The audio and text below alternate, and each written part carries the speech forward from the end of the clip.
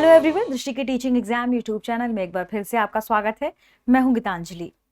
जैसा कि आप सभी जानते हैं, हम यहाँ सीटेट के यानी central teacher eligibility test CTET के प्रीवियस ईयर क्वेश्चंस पर चर्चा कर रहे हैं।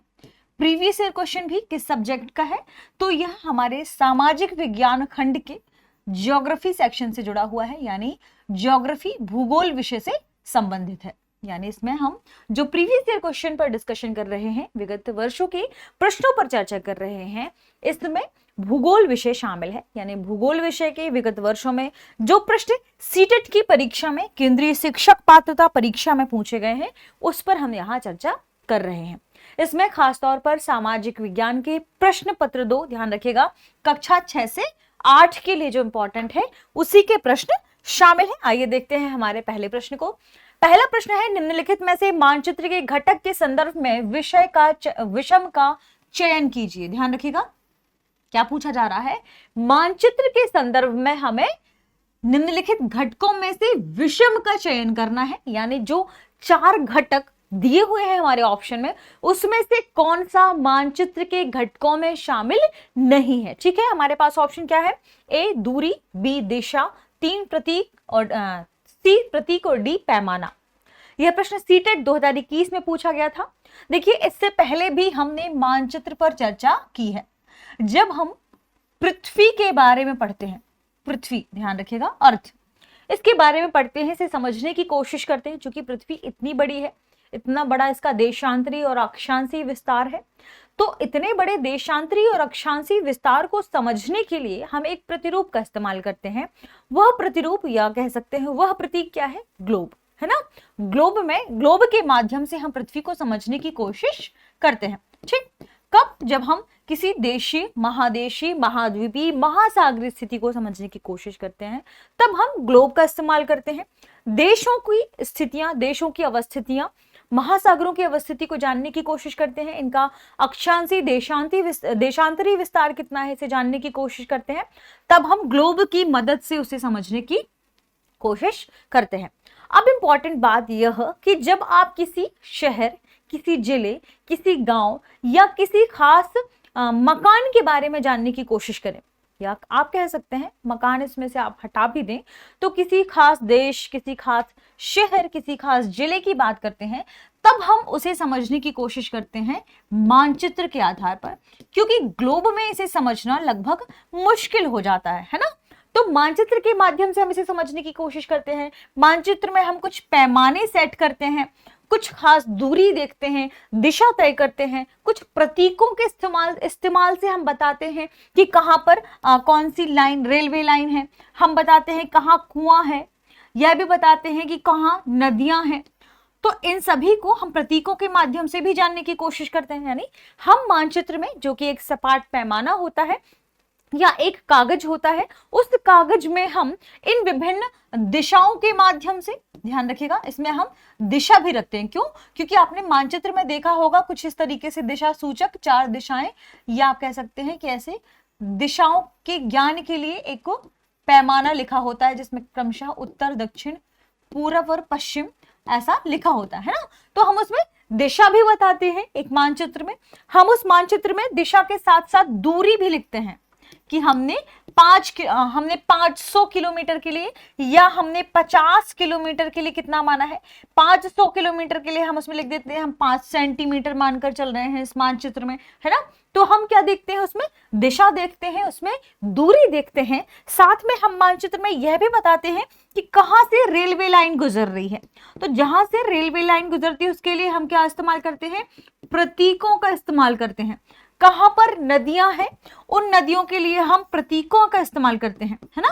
कहां पर पक्की सड़क है, ठीक, कहां पर कच्ची सड़क है। तो कुछ इस तरीके से जब प्रतीकों का इस्तेमाल करते हैं तो हम ये सारी चीजें कहां रखते हैं? मानचित्र में रखते हैं। और इस तरीके से हम मानचित्र का गठन करते हैं या मानचित्र का निर्माण करते हैं। तो ध्यान रखिएगा, जब महासागरीय, महादेशीय, महाद्वीपीय, इन सभी विस्तार के बाद आप किसी खास शहर, जिला, देश, इनके बारे में जानने की कोशिश करते हैं, तब हम मानचित्र का इस्तेमाल करते हैं। और मानचित्र को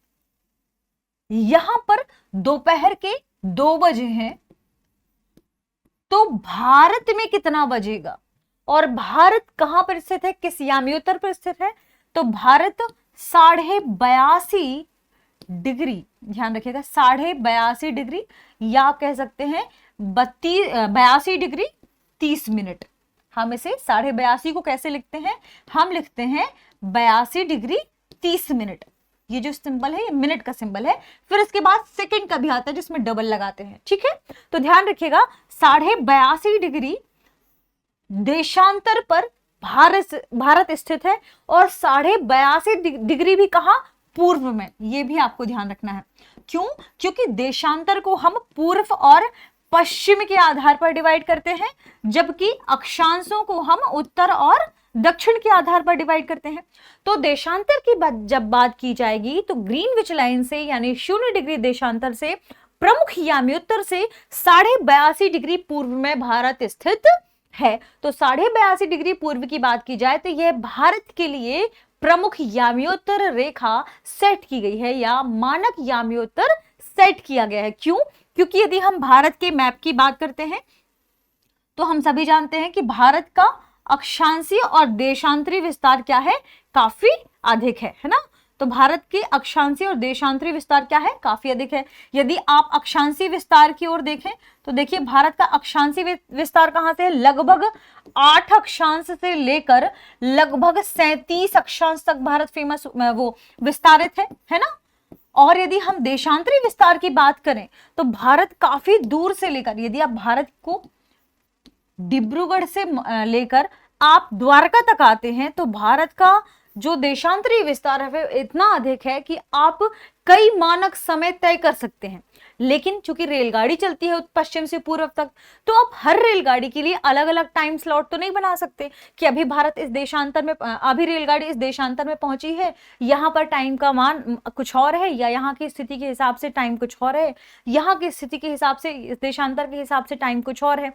तो आप इस शहर के लिए अलग समय सारणी नहीं बना सकते रेलवे में, और इस समय इस शहर के लिए अलग समय सारणी नहीं बना सकते। तो कोई एक देशांतर सेट कर दिया गया है भारत के लिए। वह देशांतर क्या है? 82.5 डिग्री पूर्व, ठीक है। तो उस देशांतर रेखा की हम बात करें तो वह देशांतर रेखा भारत के बिल्कुल मध्य भाग से होकर गुजरती है, और यह है 82.5 डिग्री पूर्व। 82.5 डिग्री पूर्व देशांतर को भारत के लिए प्रमुख यामियोत्तर सेट कर दिया गया है, जिसे हम मानक यामियोत्तर के नाम से जानते हैं, ठीक है। तो भारत के संदर्भ में आपको क्या ध्यान रखना है कि भारत के लिए मानक यामियोत्तर क्या है? 82.5 डिग्री पूर्व। ऑप्शन डी इस प्रश्न का सही जवाब होगा। चलिए आगे बढ़ते हैं, अगले प्रश्न पर चर्चा कर लेते हैं। अगला प्रश्न है, निम्नलिखित जोड़ों पर विचार कीजिए। आपके सामने जोड़े दिए हुए हैं। जोड़े का मतलब क्या कि एक तरफ आपको दिया हुआ है प्रतीक, चिन्ह, रेखा चित्र, मानचित्र, जो भी चीजें हैं, और उसके सामने लिखा हुआ है कि क्या इसके बारे में जो चीजें लिखी हैं वे सही है या नहीं। फिर आपको सही इसमें से सही जोड़ों का चुनाव करना है। एक है रूढ़ प्रतीक, जिसके सामने लिखा है मानचित्रों की एक विश्वव्यापी भाषा होती है जिसे सभी आसानी से समझ सकते हैं। दूसरा है रेखा चित्र, जिसके सामने लिखा हुआ है बड़े पैमाने पर छोटे क्षेत्र का आरेखन करना। तीसरा है खाका, जिसके सामने लिखा हुआ है एक आरेखन जो याददाश्त और स्थानीय प्रेक्षण पर आधारित होता है। आपको ऊपर दिए हुए जोड़ों में से सही कौन सा है, कौन से है, कौन सा सुमेलित है, यह आपको चुनना है। ऑप्शन में क्या है? A B C D option है क्रमशः केवल 1 और 3, केवल 1, केवल 2 और 3, केवल 1 और 2। देखिए इस प्रश्न को हल करने के लिए आपको ग्लोब, मानचित्रों में जो घटक शामिल है, चाहे वह दिशा हो, दूरी हो, खासकर प्रतीक, ध्यान रखिएगा। यदि आपने प्रतीकों के बारे में पढ़ा है, सिंबल्स के बारे में पढ़ा है, तो आप इसे आसानी से हल कर पाएंगे। क्यों? क्योंकि प्रतीकों में ही रूढ़ प्रतीक भी शामिल हो जाते हैं, प्रतीकों में ही स्केच यानी क्या, रेखा चित्र शामिल हो जाते हैं, और खाका यानी प्लान। तो ध्यान रखिएगा स्केच और प्लान ये किसके अंतर्गत आ जाते हैं? ये दरअसल प्रतीक के अंतर्गत ही शामिल हो जाते हैं। तो अब आपको बताना है कि इनमें से कौन सा सुमेलन सही सुमेलित है, या कौन से सही सुमेलित है, ठीक है। एक से अधिक भी हो सकते हैं। देखिए पहला है रूढ़ प्रतीक। देखिए अगर हम प्रतीक के बारे में बात करें प्रतीक का मतलब क्या, अभी हमने चर्चा की कि मानचित्र में हम प्रतीकों के माध्यम से क्या करते हैं। मान लीजिए बहुत सारे कुएं हैं किसी खास स्थान पर, तो अब मानचित्र तो इतना ही है। इस मानचित्र में अब आपको बहुत सारे कुओं को दर्शाना है, तो यदि आप पूरा का पूरा कुआं बनाने लगेंगे उसकी आकृति के हिसाब से, आकार के हिसाब से, तो आप इस मानचित्र में उसे दर्शाना या इस मानचित्र में उसे दर्शाना क्या हो जाएगा, थोड़ा मुश्किल हो जाएगा। तो हमने कुओं के लिए क्या किया, प्रतीक सेट कर लिया। यदि आप रेलगाड़ी को दर्शाने लगे उसी पैमाने के हिसाब से, तो थोड़ी सा इस मानचित्र में दर्शाना मुश्किल हो जाएगा। तो फिर हमने रेलगाड़ी के लिए भी क्या सेट कर लिए, प्रतीक सेट कर लिए। ठीक है, तो ये तो हुई किसके बारे में, प्रतीक के बारे में बात, कि हम कम स्थान में अधिक जानकारी देने के लिए जिस चीज का इस्तेमाल करते हैं, जिन प्रतीकों का इस्तेमाल करते हैं, उन्हें हम प्रतीक कहते हैं। यानी आपको किसी मानचित्र में छोटे से स्पेस में, कम स्पेस में ज्यादा जानकारी देना है, तो आपने छोटे छोटे प्रतीकों के इस्तेमाल से जानकारी दे दी।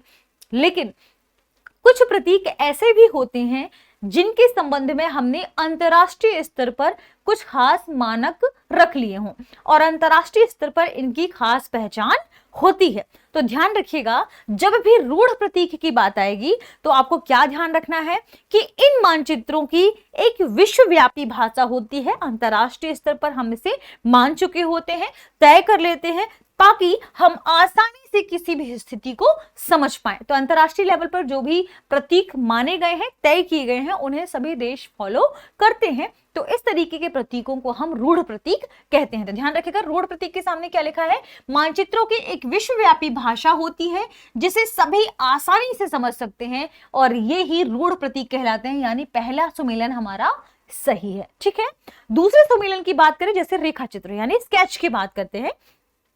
रेखा चित्र में क्या चीजें शामिल है, स्केच में शामिल है कि जब भी हम आरेखण करते हैं, यानी आप जब आरेखण या किसी स्थान के बारे में बताने की कोशिश करते हैं, तब आप रेखा चित्र का इस्तेमाल करते हैं। लेकिन कब, तो आरेखण, इन रेखा चित्र में वे आरेखण शामिल होते हैं जो पैमाने पर आधारित न होकर किस पर आधारित होते हैं, हमारी याददाश्त पर आधारित होते हैं। जैसे मान लीजिए कि आपका कोई मित्र है, वो आपके घर आना चाहता है, तो आप क्या करते हैं, आप किसी पेपर में उसके लिए अपने घर का रास्ता क्या कर देते हैं, तय कर देते हैं, या आप उसका घर के रास्ते को आपने ड्रॉ कर दिया कि ये हमारा, मेरे घर का रास्ता है, अब तुम इससे फॉलो करके मेरे घर आ जाना। तो आपने जो यहाँ पर फॉलो करके या आपने जो याद करके जो एक चित्र बनाया है या जो मैप तैयार किया है कि इसे फॉलो करते हुए तुम्हें मेरे घर आना है, वह दरअसल क्या है, रेखा चित्र है। वही दरअसल क्या है, स्केच है।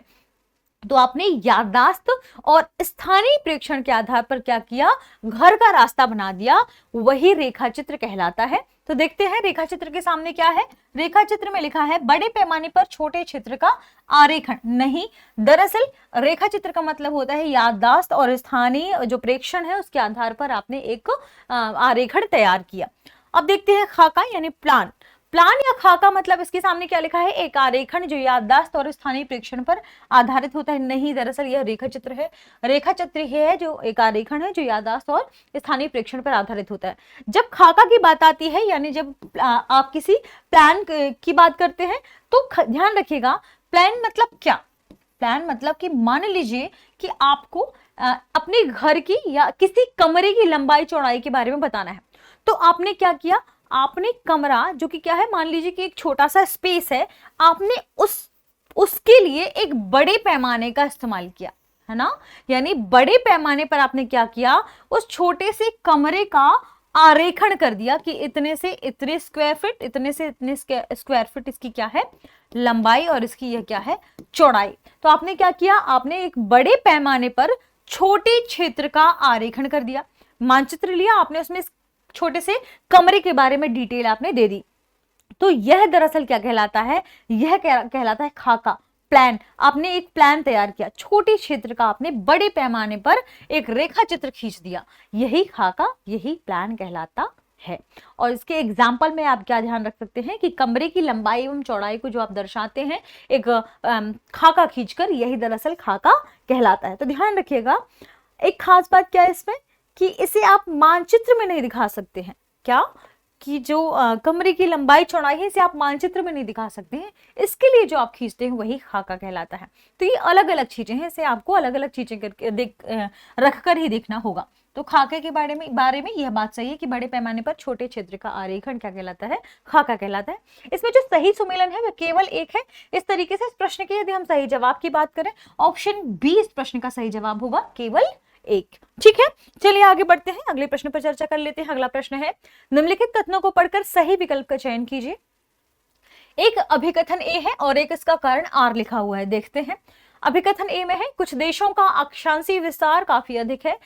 कारण आर क्या लिखा हुआ है, कुछ देशों में एक से अधिक मानक समय अपनाए गए हैं। कूट है, ए बी सी डी चार ऑप्शन है, ए है ए और आर दोनों सही हैं तथा आर ए की सही व्याख्या करता है। बी है ए और आर दोनों सही हैं तथा आर ए की सही व्याख्या नहीं करता है। सी है ए सही है किंतु आर गलत है, और डी ऑप्शन है ए और आर दोनों गलत है। यदि इस प्रश्न के सही जवाब की बात करें तो आप ध्यान रखें कि देखिए अभिकथन ये क्या कह रहा है, कुछ देशों का अक्षांशीय विस्तार काफी अधिक है। बात बिल्कुल सही है। जैसे आप जब भी मानचित्र रखकर देखेंगे और आप अक्षांशीय विस्तार की बात करेंगे या आप देखेंगे अक्षांशीय विस्तार, अक्षांशीय विस्तार मतलब क्या? अक्षांशीय विस्तार का मतलब है कि आपने पृथ्वी देखी और मानचित्र देखा, उसमें 0 डिग्री आपने अक्षांश देखा, 0 डिग्री अक्षांश देखा। अब इस 0 डिग्री अक्षांश के बाद ऊपर 1 डिग्री नॉर्थ होगा, 2 डिग्री नॉर्थ होगा, 3 डिग्री नॉर्थ होगा, और ये क्रमशः कहां पहुंचता है, 90 डिग्री, जो कहां पर है, नॉर्थ में। ठीक ऐसे ही साउथ में भी 90 डिग्री साउथ है। तो यहाँ भी अक्षांशीय विस्तार क्रमशः 1 डिग्री साउथ होगा, 2 डिग्री साउथ होगा, है ना। ये क्रमशः आगे बढ़ते जाएंगे और 23.5 डिग्री पर भी साउथ में, और 23.5 डिग्री नॉर्थ में क्या है, 23.5 डिग्री नॉर्थ में कर्क रेखा, यहाँ मकर रेखा। फिर आगे आप नीचे आएंगे, क्रमशः ये अक्षांशीय विस्तार क्या हो रहा है, ऊपर की ओर बढ़ता जा रहा है। तो आपने जब देशों के बारे में, देशों की अवस्थिति देखी होगी, मान लीजिए यहां पर भारत है, ठीक है। तो भारत के संदर्भ में आप देखिएगा कि भारत का जो विस्तार है वह 8 डिग्री से शुरू होता है ना, ठीक है। तो 8 डिग्री से भारत का विस्तार शुरू होता है और यह कहां तक गया है, लगभग 37 डिग्री तक। तो आप इसी से अनुमान लगा सकते हैं कि भारत कहां तक विस्तारित है, यह तो 37 डिग्री अक्षांश तक गया है।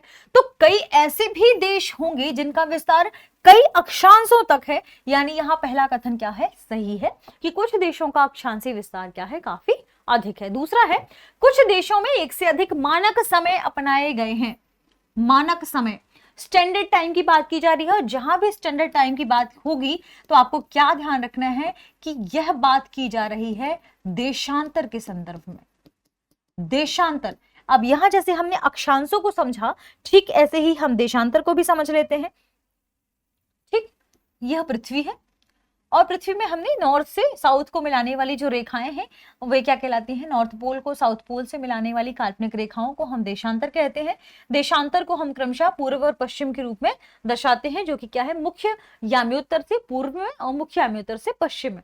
देशांतर रेखाओं के बारे में खास बात क्या है, ध्यान रखिएगा कि मान लीजिए किसी देश का विस्तार, जिसका एग्जाम्पल आप रूस रख सकते हैं, रूस का विस्तार बहुत अधिक से बहुत अधिक देशांतर तक फैला हुआ है। तो इसके लिए एक निश्चित समय तय करना मुश्किल हो जाएगा। क्यों? क्योंकि इसका देशांतरी विस्तार बहुत अधिक है।